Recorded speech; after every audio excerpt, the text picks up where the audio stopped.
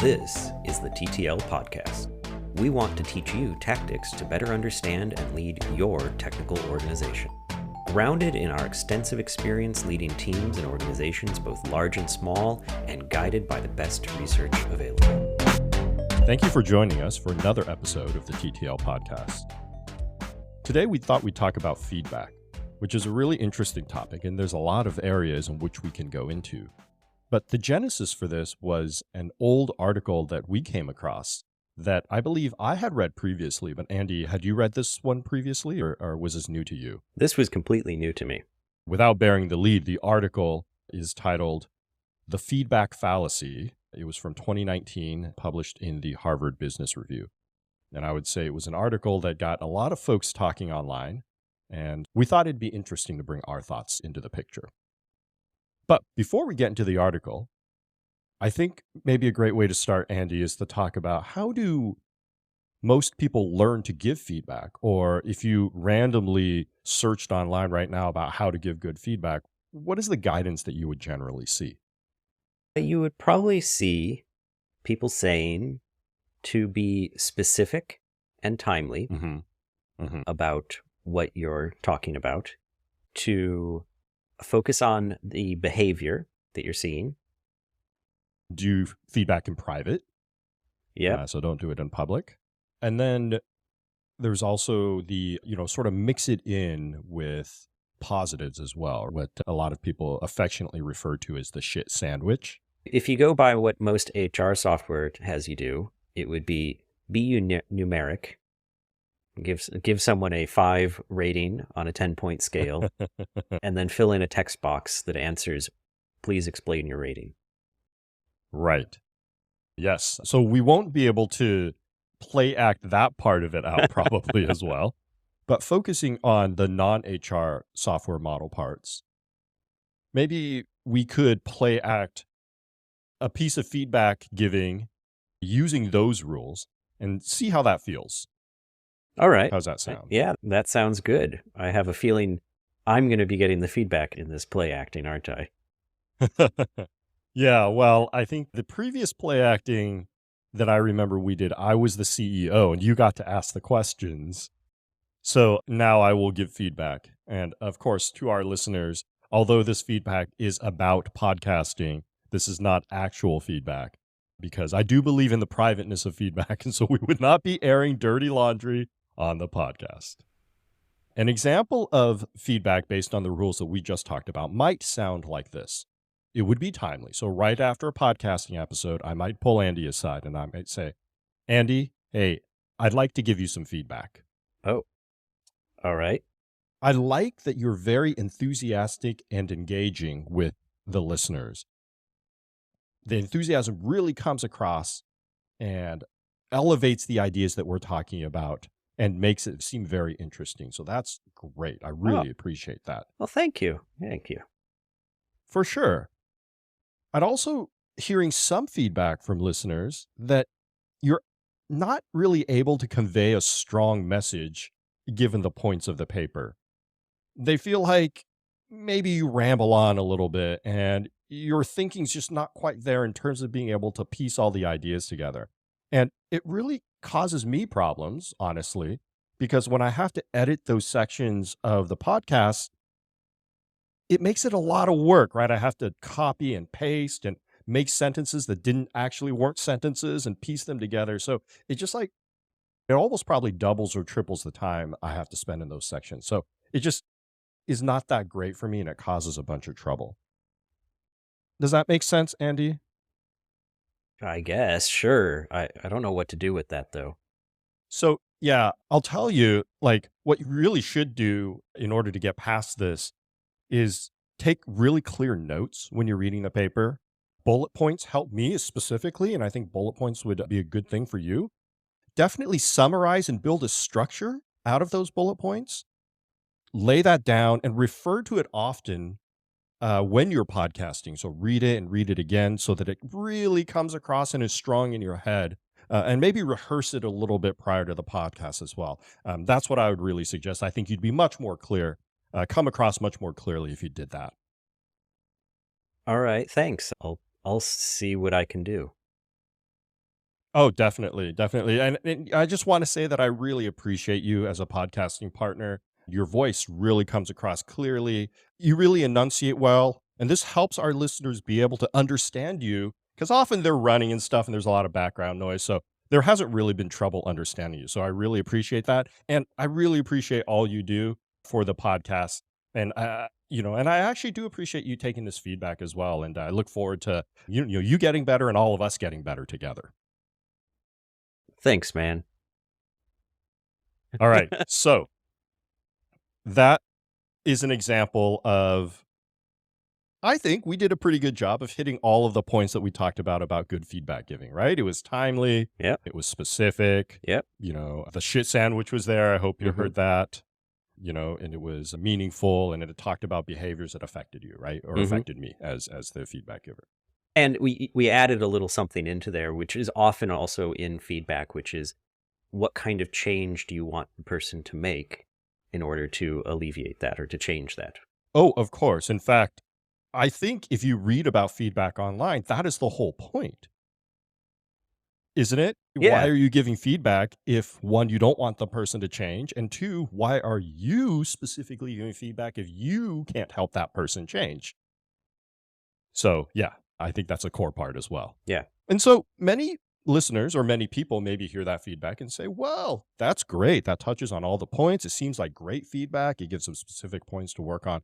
But the authors of this article, which is why it's so provocative, would say that play acted feedback that we just gave is completely wrong and almost useless, or maybe even worse than useless, but actually not just not contributing value, but contributing negative value. Yes. And having heard it, I could tell you, even though I know it was play acting, I was sitting there thinking, man, what am I supposed to do with this? Which I think many listeners have had when someone has given them feedback and they think, well, I can understand that there's something you don't like. I can hear what you're saying that you want me to do, but I don't know how to get there. Because if I knew how to get there, I'd probably be there. Mm-hmm. And I think that gets us to a good point of talking about the kind of three theories that this author, this paper, uses as a foundation for what's wrong with that kind of feedback. And it's the way that they talk about it is these are the three theories that we have in our head about how the world works that are wrong. That these theories are not supported anymore. And so if we continue to operate in this way, we'll be giving bad feedback. Just to go through them really fast, because I think they are useful for the listeners to know, is the first one is the theory of the source of truth. That is that the person giving the feedback can see something true, something objectively true about the person receiving the feedback, and they should be that source of that truth. They can be that source of that truth. So Mon-Chaio had this objective truth that he needed to convey to me that I had rambling discussions about the points in an article. Mm-hmm. The second theory that we operate from is the theory of learning, of people being just an empty vessel, that you need to just tell them a new behavior and you can fill up their vessel and they will advance and become excellent. And we got that in Mon-Chaio's feedback when he told me, take notes and write an outline and practice it. Mm-hmm. And I will say, I do that. Yes. These podcasts would be much, much worse if either of us did that. I am reading from my notes right now. And then the last one is theory of excellence. And that is the idea that there is a ideal form of excellence that you can get closer to by judging me against that and saying that in that difference, I just need to shorten it and everything will be better. And the feedback that Mon-Chaio just gave me hit all three of those theories, that way of thinking.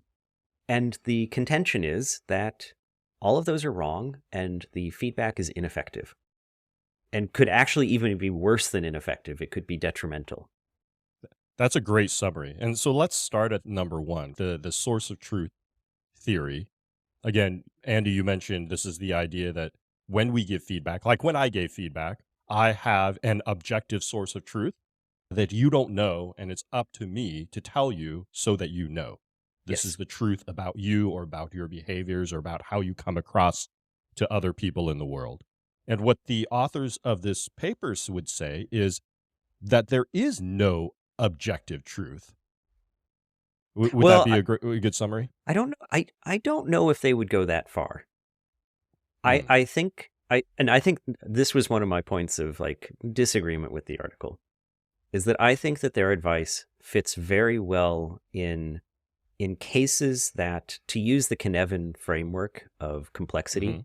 so in cases that are complex, which is how a lot of Right. human behavior is. And so complex Yes. is that there's a very unclear connection between cause and effect, and which is cause, which is effect. The best you can do is to encourage solutions to emerge.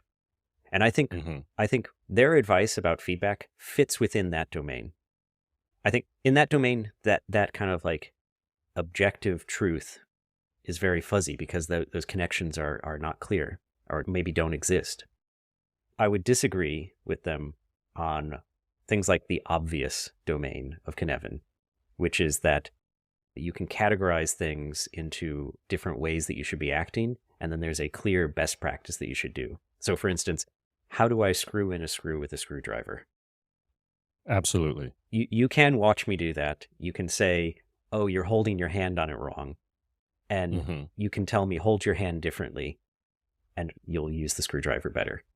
So I think one thing to realize about their feedback stuff is it's not about those kind of obvious or maybe a little bit complicated types of things. It's about this complex or maybe even chaotic domain where there is no clear objective truth where someone can understand exactly what's going on in terms of cause and effect. Agreed. I think they actually even mention in the article that there are what they would call very discrete and small opportunity cases, like the screwdriver case that you mentioned, right? Or like, hey, don't put your hand on the stove, it'll burn you.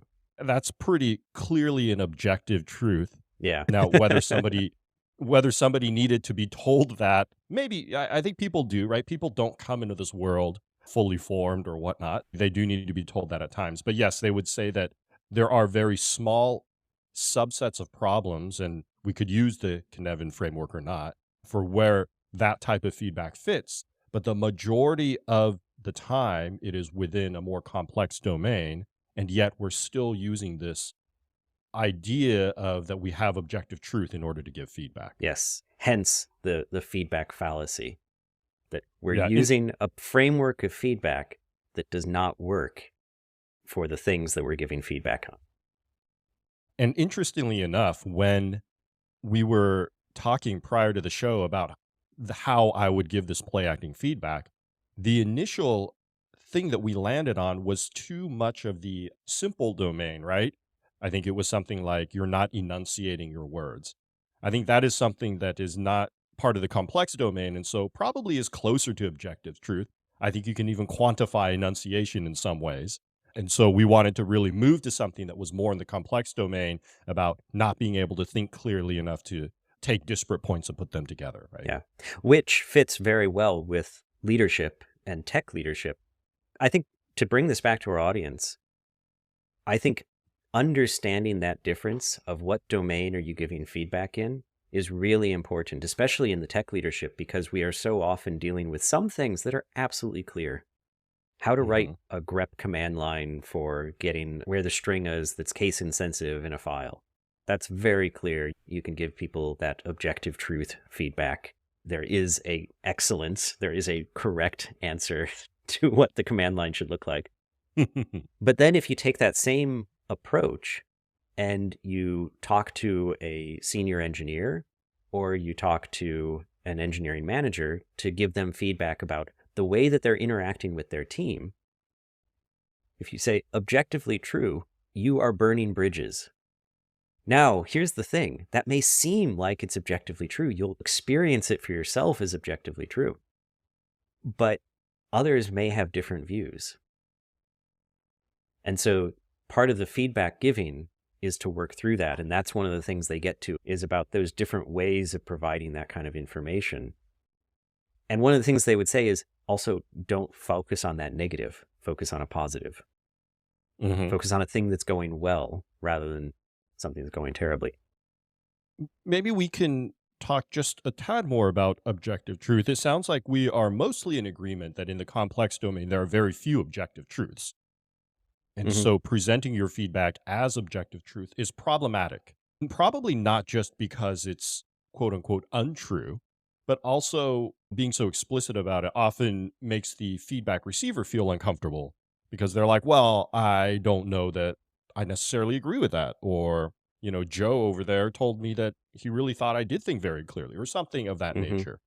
So I do think that we do tend to agree that in the complex domain, objective truths are difficult to come by. But what does that mean for us then?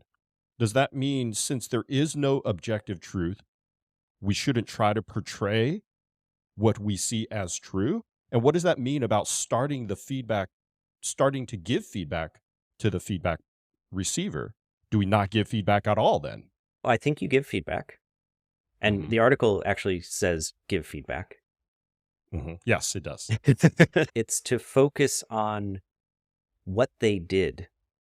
So focus on something you saw them do very specifically. They suggest actually doing it immediately. So when I read this, I connected it for myself back to nonviolent communication, which is that you say an observation. Mon-Chaio, I saw you nod your head. And then you go from there, which is a truth that we can agree or disagree on. It gives us something to talk about. Because quite often, I think what we end up trying to portray as truth is already a judgment. It's already an interpretation of the situation. Burning bridges is the one that I used earlier. That's an interpretation of the situation. It's not an observation. That's right. I think the other thing for me is also, while I do agree with what you said and what they said in the article, I do think often in the article, I feel like their method of giving feedback ends up being a little bit too vague for my taste. A lot of it is asking questions of the person. How did you see this situation? And then we'll talk about, the leaning and the strengths, the past, present, future stuff that they talk about a little bit later. I think for me, though, while there is no objective truth, there is still data that person perhaps needs to know and needs to know strongly.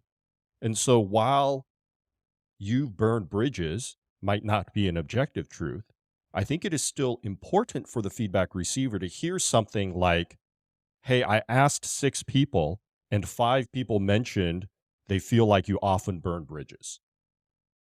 I think that's still valuable data. And so while that might not be objective truth, is still a very strong data point that I feel does need to be communicated. And I don't know that the authors of this article would necessarily say that you want to communicate that sort of information. I actually disagree. I think they would. I think that in their article, it's not clear how you do it. But I think they would. And the reason I think that they would is because talking about that past, present, future, or present, past, future, let's bring that in really fast because I think it's important for this. It's how you do it. So they said, I would portray it as a coaching session. When something is happening, you ask them first to reflect on the past, first reflect on the present. About what's working for them right now. So the burning bridges is that you're probably noticing something's not working on that team. People aren't communicating. So you'd ask them, you'd probably start out by asking them, what is working on this team for you? And they'd say, oh, well, we really get on the tickets. We're picking them up and we're getting them done quickly. Great. There's probably a problem, which is we're not talking to each other. We're doing the tickets, but we're not talking to each other. So what is working for them in the talking to each other? Oh, well, we will talk to each other on pull requests. We'll do that back and forth on the comments and the pull requests, and that's fine. Okay, in the past, when you had problems when people wouldn't talk to you, what worked? And maybe they'd say, actually, I've never found anything that works. This seems to happen to me a lot. You're like, okay. And this is a key point. They said, now you can bring in your experience. So at this point, you can bring in things that you know, things that have come up for you and what you've done in the past. So in the past, when I said something that caused a rift in a relationship, what I did was I thought about what I'd said and I wrote it down and I reflected on that and I tried to see their side of their reaction. And then I went and I spoke to them to see if I could confirm or deny or understand better their approach. Something like that. So now you have that ability to give them some more techniques, tactics. And then you have the future. And that's the question. So now what do you know you need to do? What do you already have that will work in the situation that you're in? And now they've heard not only I had a reflection on their past and a reflection on their present, they've heard your experience. And now you're trying to help them find the motivation to get out there and do that thing. I think their approach did allow for a bit of that negative feedback, a bit of bringing in some of that information. So I think it does show up in there. Do you agree? Or do you think that I might have left something out? You had the thing about 5 people out of 6 said this. I didn't really bring that in. And I'm not sure if I needed to. I think we could talk a little bit more about this later because I think it actually does fit well into the second part. So we've talked about objective truth, but I think now we're starting to get more as we bring up present, past, future. We're starting to get into their second criticism, the source of knowledge or theory of learning that they bring up. This idea that, as you mentioned earlier, people are just empty vessels and you have to fill them with knowledge that they didn't already have in order to make them better. And without you filling their vessel would not be filled. Or not necessarily you, but without somebody filling their vessel, it's not filled. And so you have to give them information. Right? Yeah. I have to admit, my take on it was this was, for me, the weakest part of the paper. And part of it was that I became distrustful when I saw them starting to bring in neuroscience and the way that neurons form. I felt like they were blinding me with science, and I did not want to trust them anymore. But also because I don't think they gave me a good answer to, but if someone simply has the wrong behavior or has behaviors that are creating a bad situation, well, I might need to give them a different tactic and have them practice it. Yeah, no, absolutely. Let's, I think we'll step up and say we did a good example of how they would say we did things wrong, right? I told Andy, here's what you should do. You should read the articles carefully. You should take bullet points. You should summarize. You refer to it often, right? This was me trying to fill his knowledge vessel, which was empty of those facts. He obviously didn't know them, because if he did know them, why would he still exhibit this behavior?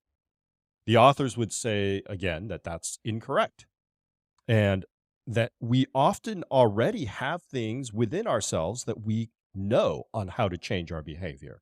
And so the feedback giver should be eliciting those strengths and focusing on those strengths and getting them to lean into those strengths in order to correct that behavior. And in the present, past, future example, you saw what the article authors are suggesting, that we first ask about the present, but then we move to the past and say, what have you done well in the past, which has helped you overcome these things? What are the strengths that are already in your vessel? And I do think that that's a little bit challenging for me because, like you, I agree. While it's not really up to us to always contribute and fill somebody's vessel, we've all met the person that didn't know they have to change. To your example of when was a time when we didn't communicate, I've certainly had people say things such as, I feel like we've always communicated well. I can't think of a time when we didn't communicate. Okay, well, but you weren't talking during X, Y, and Z, but we had pull requests. Don't you think that it would have been better if you talked there? Well, yeah, but that's kind of a waste of time because we have pull requests. So I think there's absolutely times where I feel, yeah, they do need some filling of the vessel, and you cannot just completely lean into strengths. And you can't completely just use this reflection method to convince them or to encourage them to push forward on their strengths. What do you think? I agree. I think someone can't have a strength in something that they've never encountered before. For instance, first time I was a manager, I had never had to talk to someone about their salary. That was a thing. In fact, it was discouraged ever talking to anyone about their salary. So I had no model to work from about how to talk to someone about, here's your salary. This is why you have it. This is why we're changing it by this amount. Yeah, I was an empty vessel in that case. I did need some guidance. As I was reading this paper, I felt very uncomfortable about that portion of it. And so I did some more reading, and I did find this article, which we'll link on our show notes, called Does Performance Improve Following Multi-Source Feedback? And one of the big conclusions that they draw from these studies is that the best way for a person to change is for that person to feel uncomfortable. And I think that also we talk about, or I talk about this a lot on the podcast. It's nice when studies fit your gut feelings and you get to reinforce each other, right? But we Confirmation bias feels good. Yes, yes. Let me drink a nice glass of confirmation bias. But I think we've all felt this in the past where, to get you out of your rut, you kind of have to have an external force push you, make you feel uncomfortable. And one problem I have with these authors' idea of consistently leaning into strengths is when you don't bring up weaknesses, I don't feel like it makes that person uncomfortable. And if you're continually saying, you have everything within you, just lean into the things you have within you, I'm not here to fill your vessel, I think that's missing a big portion of what makes feedback useful. To me, it just misses out on what it takes to learn. A couple things that I really like around thinking about learning, and one is that learning is horrible. A friend of mine, Jeffrey Frederick, loves saying learning is horrible because of this. He often asks people, and I'll do this to you, so tell me, what does it feel like to be wrong? It feels bad. I don't like to be wrong. Right. How does it feel to be right? Oh, it feels great. I feel very superior, smug. Mm-hmm, Yeah. Mm-hmm, mm-hmm. So the thing is that when you are wrong, it feels the exact same as being right. What you described is when you find out that you're wrong. Right. And so this is the thing, is that without that external information that someone had, they took an action that caused a consequence that they didn't intend, or that their actions are unskilled, until they can get that feedback, there is a sense of like, it will feel the same to them because they don't know yet that they're wrong. And I think that a large portion of learning is that finding out that you're wrong, and it will be uncomfortable. I agree with that. It's interesting if I reflect on it. For me personally, I don't feel uncomfortable finding out I'm wrong in private. I quite like that, in fact, but I do not like finding out I'm wrong in public. I haven't really thought deeply about this. I just thought about this now. Maybe there's something here with regard to learning or with regard to feedback as well. Yeah. Their theory of source of truth, I think we agree with. Their theory of learning, I think we're both saying like, this doesn't jibe. And other research also says that this is what they're saying is not really how people learn. I agree. Do you think that, and this is something I've started applying. This was actually the first thing when I read the article, the first time that I took away from it. You know how you read and you take away a little bit more every time. But the first tactic I took away from it, I actually really do like. And it's that concept of tell people about your experience. Oh, absolutely. Yes. Instead of telling them what they should do, especially to your point, the kind of in complex domains or chaotic domains. Because you can't tell them what to do. You can't tell them what to do. You can tell them techniques that have worked for you and they can try to replicate. Mm-hmm. Absolutely. It's funny. I have this really strong manager that I mentor. She's great. I love her. And one of the things she told me is that she was very, very uncomfortable in those types of conversations with me because she just wanted me to tell her how to solve her problem. That's why she was coming to me, for me to tell her how to solve her problem. And when I gave her frameworks and things I tried in the past, she didn't feel like that was concrete enough for her. The funny thing is, we had her and her husband and her kids over for dinner just last week. And she's mentioning that, yeah, now she's doing the same thing with her directs as she grows. But it is uncomfortable. And I think it can be uncomfortable for feedback receivers, especially those that are looking for an answer, to be told by the feedback giver, look, I don't have an answer for you. Here are some of the things that have worked for me in the past, given the situations that were similar to yours. But it is not your situation. And I'm not living in your situation. And I can't really tell you what to do. Yeah. And I'm not you. I know you will not behave the same way as I do, but I can tell you the way that I think about it. I can tell you the actions that I've tried to take in the past.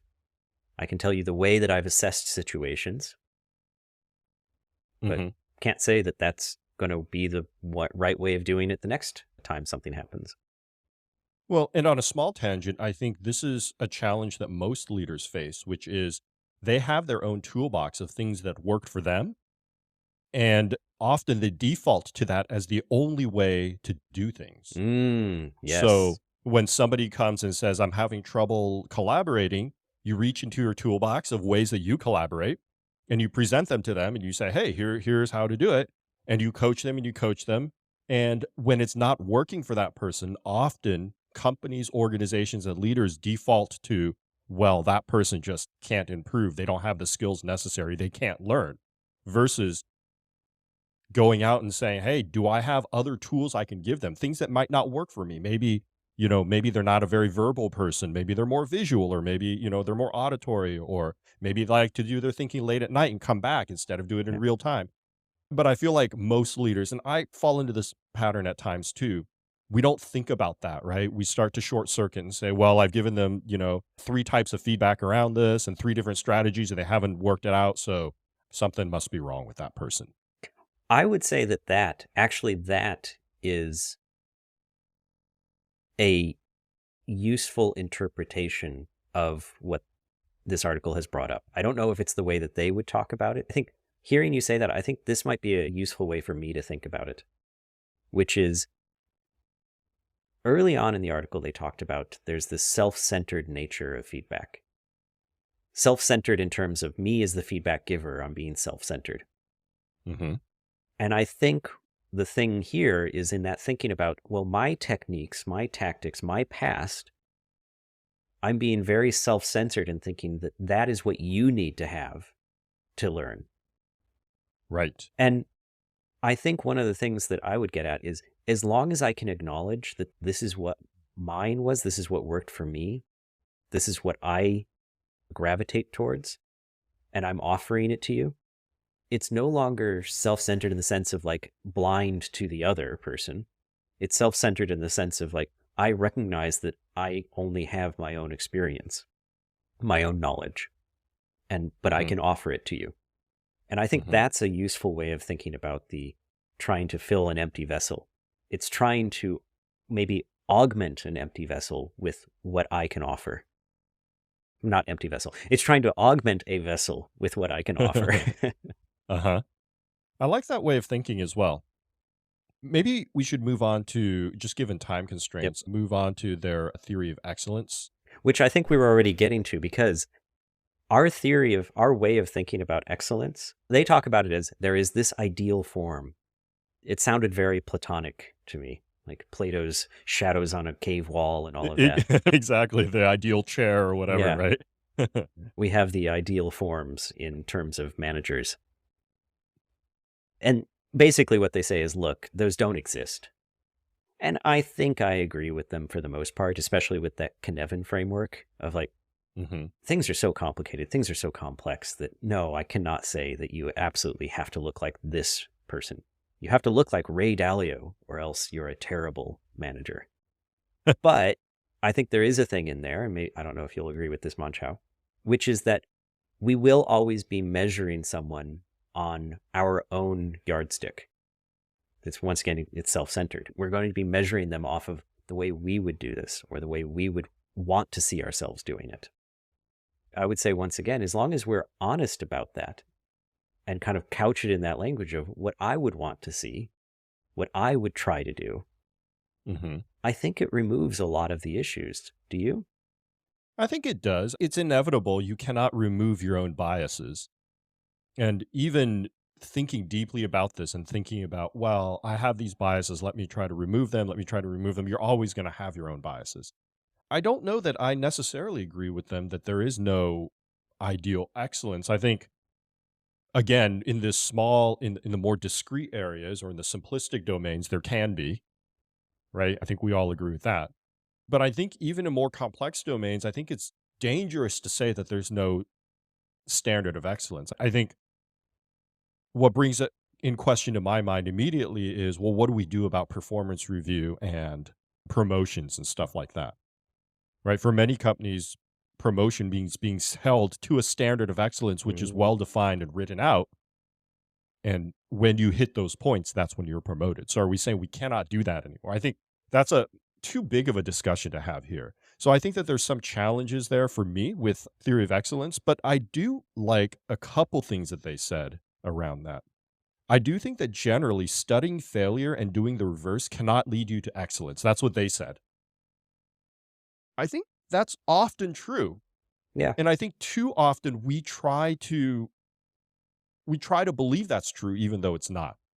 The thing that comes to mind immediately is incident review, for example. So much of incident review is learning. And I think for many organizations that I've been a part of, they do a great job of the learning part. They inevitably go out to the, okay, well, how can we prevent this from happening in the future?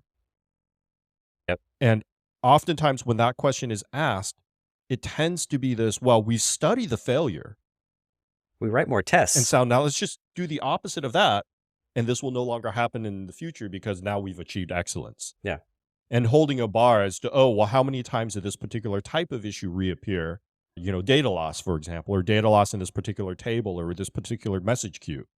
And I think that's a little bit dangerous. I don't know that I have a strong opinion on that because I do think you need to continue to improve. And how do you improve if you're not measuring yourself and setting goals for yourself and whatnot? But I do generally agree that studying failure is not the way to get to excellence. Or sorry, studying failure and doing the reverse is not the way to get to excellence. We've kind of gone through their theories. I think we've already talked through a few tactics. They gave some tactics as well about the language as well as the present, past, future thing that we've already talked about. I want to go over their language a little bit because I found that very interesting. In the article, they give, rather than say this, try this instead. Right. It's one of those things where I think if you haven't done much training in communication styles or use of language, it will look like it's just the same thing. And I'll say it isn't. It actually really matters the way that you phrase something. And the way that you phrase it will change the way that you think about it. So I think that these are very interesting changes that they make, and good changes. So one is, they say, instead of just telling someone, good job, they suggest saying, here are 3 things that really worked for me. What was going through your mind when you did them? You're saying a little bit more specific. It worked for you. You're saying it's something about you, not universally that was good. So you're kind of removing a little bit of that judgment from it. And you're being curious to help them reflect on what were they doing when that happened? What were they thinking about? What were they trying to accomplish? By shining the spotlight on that, you're not only being curious and learning a bit about them, but also they're reinforcing to themselves, what did they actually do? Because in so many cases, it's unconscious until someone asks us to think about it. Absolutely. And I agree with you. I think the language is really important. And I think that they have a table in this article that says instead of this, try this. I think for most of it, I tend to agree with them. So I think that is absolutely a tactic. Again, we'll link the article in the show notes. I think that table right at the end is a great tactic for people to maybe even act as a shortcut, right? Paste up on your monitor or your wall and catch yourself when you're trying to say something on the left side and try to say something on the right side. What are some other tactics that we can talk about? I think for me, this idea of instead of telling them what they should do, telling them what you did or might do in a similar circumstance. I think is, again, a tactic I use a lot. It was the first one I used when reading this article, Hmm. but I believe very strongly in that tactic. I do that a lot as well. I think it's very useful. I think it does a lot of things. And one, as well as a part of being a leader, is it makes you human and approachable, especially if you give it where it didn't always go well. Sometimes those are good stories and people can learn from that. But also it gives an insight into your way of thinking, which helps people to understand how to interact with you. Mm-hmm. I have another one that I really like, which is called the perfection game. And the idea of the perfection game is to stay on the positives, but it's also to recognize, as the feedback giver, the limitations of your feedback. So here's the rules of the perfection game. I will do something, some performance, and then Mon-Chaio, you as the feedback giver, you give me a score from 1 to 10. Now, the meaning of that score is that the feedback you're going to give me will make my performance, if I was to take that on board, in your mind, so much better. So if you give me a score of 1, it means that you believe that your observations, if I took them on board, would get me 10 times better. If you gave me a 5, it would get me twice as good. If you gave me a 9, it would give me like slightly better, 1/10 better. Then you get to say what you liked about my performance, what you liked about what I did. Then you say, and this is kind of very scripted, to be a 10, I would want, and then you give me what you would want to see to make me a 10. And if you can't think of anything, you have to give me a 10. Because you have no idea how to make it better. And I think that's a very humbling thing for the feedback giver, to realize that they may not have liked it, but they had to find something they did like, and then they have to tell me they can't make it any better. The other thing that's humbling for the feedback giver here is how much you can actually affect somebody when you start to really think about it. Can I make them 5x better? Yeah. Can I make them 10x better? Especially in things around the complex or chaotic domains. And as you get into more of those, the more senior leadership you get to, a lot of it is just improvements around the edges. Yeah. Right. Most of the scores you are going to be can't- 9 or 10. Right. And it's really interesting. Again, it's not time to talk about this here, but when we think about how we talk about improving people and how we talk about promoting people, and then we start to think about, well, does our feedback really move them that much? They're already 9/10 of the way there. Is it really so problematic that we need to be talking about that 1/10 feedback all the time? Mm-hmm. It is funny. I like the perfection game a lot. My 9-year-old daughter uses it better than we do now. Oh, really? Just the other night, she made an omelet for my wife, and she was like, "Well, what would you give it, Mom?" And my wife said, "I'd give it 9 out of 10, and here's what I liked about it." And my wife stopped there, and my daughter said, "Okay, but what would make it a 10 out of 10?" And did she have anything to say? She absolutely did. She absolutely Okay. did. Because She I've absolutely did. seen interactions like that go where, oh, it's a 9 out of 10. I liked this. I actually can't think of anything to make it a 10, so I'm sorry, it's a 10. Yeah. I do think that thinking, like making sure to think through it and forcing people to think through it really does get to the meat of the issue, especially around these numeric scores, which we're not going to touch into these Likert scale stuff, the HR software stuff. We're long as it is. So I would say the last topic, just we mentioned it many times, that I really like is the present, past, future thing. We don't need to talk a bunch about it right at the end of the article if you read it. And we also gave an example of it right early on about how to do it. I think that's another great tactic.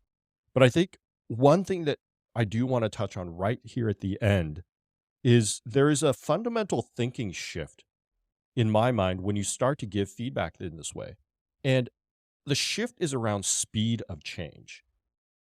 And this gets back into the perfection game about how much can you influence change and at what speed can you influence it. So much of the time, we feel like we hire leaders, and when they mentor people, their job is to fill that vessel, right? That empty vessel, of specific things that that person can do as quickly as possible so that person can grow as quickly as possible, right? I've been at companies where people expect to get promoted every year or 2 years. And whenever they go in for mentorship, they're like, what parts of my empty vessel can you fill and how fast can you fill it? Just tell me, tell me, tell me. And then I get promoted. And we have on our Trello board of possible topics for future episodes what the right way to design a promotion process is. But I think that's a really interesting thing to think about and to discuss. For me, the thing that over the last 5 or 10 years that I've really gotten in touch with is around using feedback not as a way of promoting people, but as a way of growing people. Mm-hmm. And you might say, well, that's exactly the same. The places which they need to grow are the things that are going to get them promoted. No, it's not. It's not. But it's absolutely not. Promotion to me is a business outcome. You promote people because higher level people have more leverage. Those higher level people add more to the business in terms of value and revenue. They're able to do more, so on and so forth. But I really do believe that promotion is about the growth of the individual and not thinking about filling their empty vessel as fast as possible. Also means that the rate of change which you can see might be slower, but I think the change is actually more high leverage than just simply saying, just do exactly what I did as many times as you can. I want them to be a better person, have a better life. And if I can help them on that, and if that means that then they'll get that promotion, that's great. But if them learning that extra skill, doing that thing that gets them the promotion, causes them to be unhappy, well, I don't want to do that. Mm-hmm. And what they say is that actually does also, hit more strongly for business outcomes as well, which I can see. Happier people drive more business outcomes. Mm-hmm. But the rate of change, I think, is probably slower than what most people are used to. And I think people have to come to terms with that. Yeah. So I think we've now gone over the whole article, our thoughts on connections to other concepts, Cynefin, NVC, promotions, perfection game. Anything else? Anything else we want to leave our listeners with? I don't think so. All right. So I think then we just need to leave them with our plea and thanks, our plea for feedback and suggestions for things that they want to hear about. We have many ideas, but we want to make sure that we're covering the things that they're interested in for filling their empty vessels. Mm-hmm. And thanks for listening. So till next time, be kind and stay curious.